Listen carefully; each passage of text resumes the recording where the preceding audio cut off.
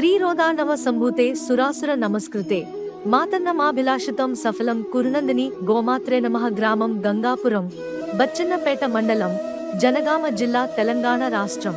ఇది మండల కేంద్రమైన బచ్చన్నపేట నుండి 8 కిలోమీటర్ దూరంలోను. సమీప పట్టణమైన జనగామ నుండి 25 కిలోమీటర్ దూరంలో ఉన్నది. ఆహ్లాదకరంగా ఆకుపచ్చని పచ్చిక మైదానాలు, వ్యవసాయ భూములతో చుట్టూ కొండలతో నెలకొని ఉన్న గంగాపూర్లో సర్వే నంబర్ 58 పశువుల మేత, పచ్చి గడ్డి పుష్కలంగా లభించు చోట్లో పండించిన మొక్కజొన్న రూపంలో పోషకాహారం అందించబడుతుంది.